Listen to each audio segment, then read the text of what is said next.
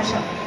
Okay, ഈ ഒരു സ്റ്റേജിൽ താങ്കളുടെ ഫുള്ളായിട്ട്, അതായത് താൻ വിചാരിച്ചതത്രയും പെർഫോം ചെയ്യാൻ താങ്കൾക്ക് കഴിഞ്ഞിട്ടുണ്ടോ?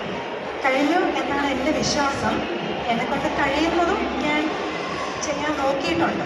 സോഷ്യൽ മീഡിയ എത്രത്തോളം നിങ്ങളെ ഇൻഫ്ലുവൻസ് ചെയ്തിട്ടുണ്ട് to become the best version of what you are right now? ഞാൻ ശരിക്കും ഒരു സാധാ വീട്ടമ്മയായിരുന്നു.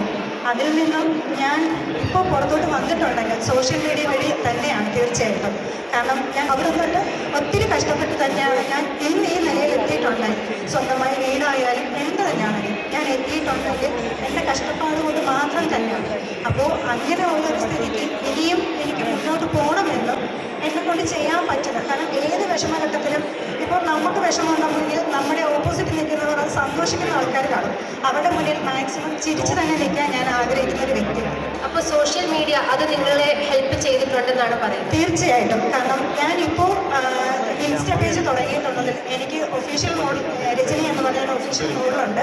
അതിൽ എനിക്കിപ്പോൾ ഒത്തിരി പ്രൊമോഷൻ വർക്ക് വരുന്നുണ്ട്. കാരണം അത് പേയ്മെൻറ്റ് മേടിക്കുന്നതുകൊണ്ട് മറ്റുള്ളവരെ ഹെൽപ്പ് ചെയ്യുന്നതുമുണ്ട്. അപ്പോൾ അതുവഴി എനിക്ക് ഇന്ന് ഞാനായി നിൽക്കുന്നുണ്ടെങ്കിൽ സോഷ്യൽ മീഡിയ തന്നെയാണ്.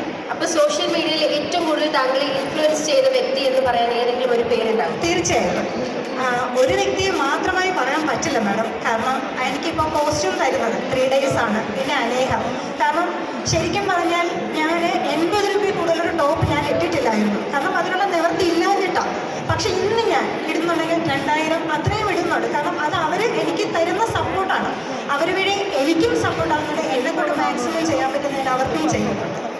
All the very best and wish to see you on stage more and more. Thank you, sir.